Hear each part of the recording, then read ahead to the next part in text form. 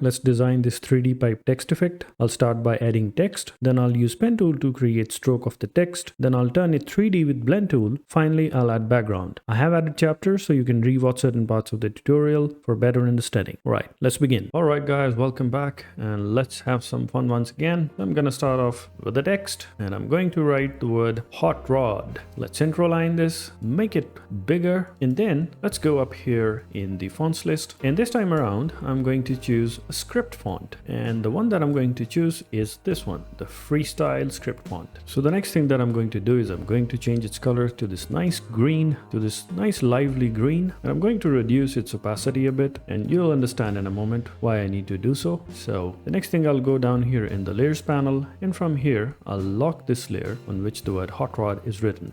I'm gonna go here on the left hand side, choose the pen tool, turn off the caps, and now simply redraw the strokes to form this word hot rod. And that is why I reduced its opacity so that it's visible down below. As you may see, once I start to draw the lines with the pen tool, the fill is turned on, which doesn't give it the right kind of effect since we want just the stroke to be visible and not the fill color. So I'll deal with that in a moment right now. So as you can see, I'm just drawing it, and the moment you have drawn it, you can press escape and let go. Now let's fix this fill problems. Let's select these and invert it. Now the fill has turned into a stroke. I'll go here, increase the stroke weight and turn its color to black. Alright, so everything is nice and neat. Let's now continue. So hold the pen tool, click at one place, and just halfway down, click and drag. And once you're done, you can click back if you're not getting the shape you want. As you can see, it's going out of curve. So I'm going to click back here and click on it. And now I can have a fresh start from the same point. So I'm going to click and drag until I get to the point where I want to be. And then I'm going to click on the same point again and then kind of continue once again. Or if you're not happy, you can redo it. I just wanted to change it a bit. So I'll keep it here, click back on it, and then just kind of extend it and click on it and then press escape to let go. And I'm going to speed up the process a bit so that you don't have to see the whole thing. It's just the same thing doing again and again. Choose the pen tool, choose the starting point, click, and then go to the second point, and then stretch and draw to give it the shape you want. And you can click on the point again if you want to continue, or you can press escape and let go. So I'm going to complete this. As you may see, I'm speeding up the video to save time. I've left the letter O, which I don't need to do it the second time since I've already done it. I'll just simply copy paste it. I'm finishing it with the letter D. Okay, so I've copied the letter O.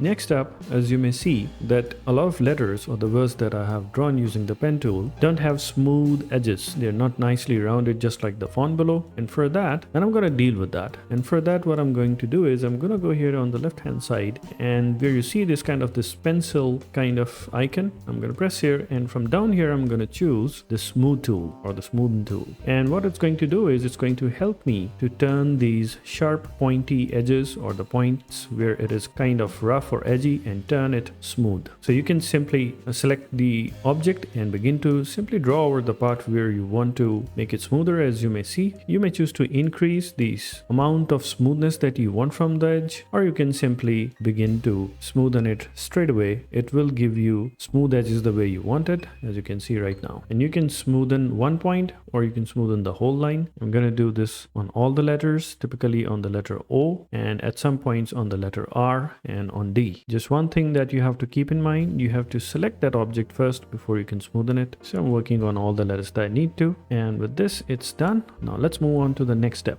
I'm going to go down here the layers, unlock the word hot rod and select it and delete it since we don't need it anymore. Alright, that's done. Now let's group this and kind of bring it here in the middle. Next I'm going to select the ellipse tool and hold shift and alt and draw out a small circle like so, and then I'm going to apply a gradient to it. I'll select its stroke to none and press the gradient tool or the letter G, and then apply the linear gradient, and then go on the right hand side in the panel and turn this gradient by 90 degrees. Once that is done, I'm going to select on the left hand side color, and I'm going to give it a nice orange color, kind of a bright orange color. And then once it's done, on the right hand side with the black color, I will give this nice bright luminant green. Alright, so far so good. So we have our gradient dot ready. Now I'm going to copy it. I'm going to hold shift and alt and drag a copy out of it. And now by selecting both these, I'm gonna go here up on the objects, come down here in the blend, and I'm gonna go here in the blend options, and I'm going to choose specified steps. I'm gonna give it a really large value, around 500 to 800. I'll press OK, and then I'll go here in the blend and press make. I'm gonna edit it a little bit more. I want to increase the density, so what I'm gonna do is I'm gonna select it again and make it to 800. So if you might have noticed on the left hand side, the tool that I chose is the blend tool, so I can choose that and select on the blend. It will open up the menu, so I've turned it to 800 now. Now the next comes the most important part on creating a 3D. So as you can see, I've drawn out a copy. I'm going to ungroup this text. Next I'm going to select this blend and then this one stroke, just the one stroke of the letter H, and I'm gonna go here up again in the objects, and here in the blend press replace spline, and voila, as you can see, it has applied the blend correctly on the stroke and replaced it. So as you may understand now, I'm going to do this one by one for every single stroke that I've drawn. I'll draw a copy, go here in the blend, press replace spline, again draw out a copy, and you can draw a copy by simply pressing the Alt option and then drag out with your mouse click. So here you have the first letter H, and I'm going to speed up the video as I will apply it to all the strokes that form this word hot rod. So as you can see, every time I apply it, it turns the whole text like a 3D object, like a piped object. All right, there you have, that's the first raw look. Now the first thing that I'm gonna do here is I'm going to alternate the blend by going down here and by reversing the spline. The reason why I've done that is because since I've chosen the word hot rod, it's like a glowing hot metal, which should have this glowing like fire kind of a feel to it. So that is why I reversed the spline. I have undone it, and I'm going to redo it so that you can see that it looks much better with the concept that I'm trying to develop here. Now let's just do a few more adjustments, and I'm gonna kind of push them around so that they don't overlap too much and at the same time aren't too far apart. And finally, I'm gonna work on this letter D. It doesn't really look much like the letter D. I want the bottom half of it to have a bit of a gap, so I'm trying to do that. I'm trying to with the help of the anchor tool, but I think a better tool would be here. Go here in the pen tool and choose this below, anchor point tool. So this allows me to modify the stroke and the points if I wish to. So I can change the points, I can change the stroke, and I can also work on the handles, and this is done by selecting the anchor point tool. And I'm going to keep on working on it until to the point it really gets kind of that broad definition of the letter D. All right, so I'm happy around here.